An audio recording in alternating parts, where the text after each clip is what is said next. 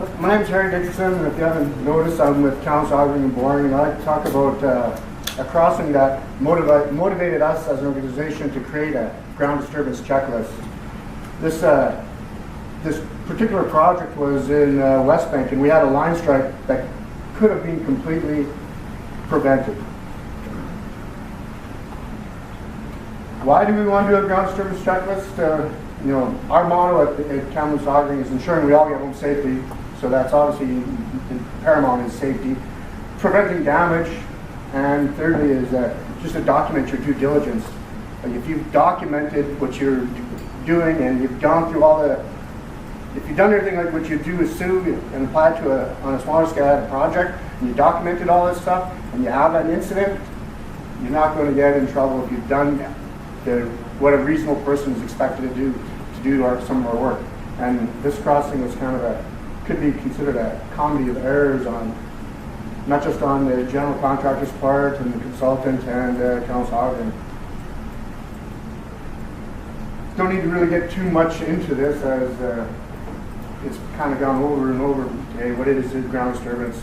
Basically, what I tell the guys when they go into the field, a ground disturbance should be just as simple as kicking rocks out on the job site. That's a ground disturbance. You need to, the only thing that's basically exempt from a ground disturbance would be routine road maintenance or farming, just regular agriculture cultivation at greater than or equal to 45 centimeters. I'm sure all the contractors out here have seen something similar to this. This is all the locations shown are approximate and must be confirmed. This is what the consultant knows. He's put on the drawing. He knows this is there, but he doesn't know everything. He may have done his own BC1 call and just left it at that, and there's three utility owners that responded to him, so he knows there's 3 utilities somewhere in this area, and he's left it up to the contractor to make sure that you do your BC1 call and do your locates. As I said, this was in April 2010. We had a line strike with our 4-inch distribution gas line. We're working with the general contractor, and this was going right into the Easter long weekend, and I was present, so I can speak about this, but I'm not going to name any names or anything. I'm not going to. Names have been changed to protect the guilty. We got to fill this paperwork out. We need to have it filled out, and that's when our foreman goes over it with their foreman, and then he has his spot where he can initial it, and then in the end, everybody kind of signs it. We sign it. Whoever's there, everybody signs it. We want everybody to be involved with this whole ground disturbance checklist. The third and final step is that our foreman, all our guys have smartphones. Some of the phones are smarter than some of the guys.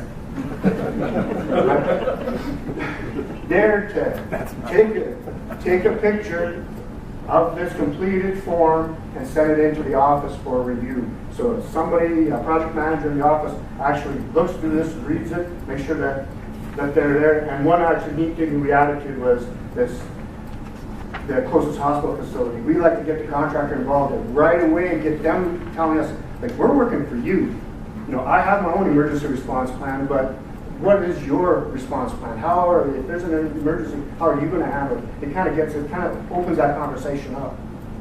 So that's basically how our ground disturbance kind of works. And everybody signs off on it.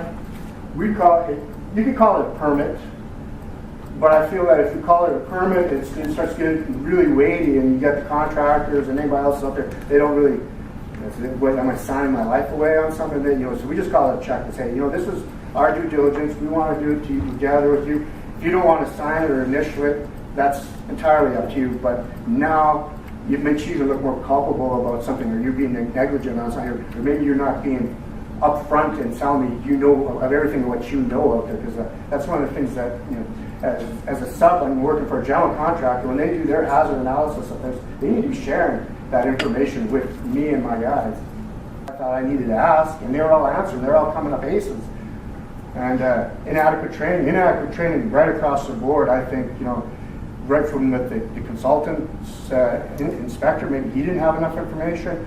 Maybe I didn't have enough training, but the general contractor, he definitely was out of his league. The guy that had the site superintendent, he was out of his league for this.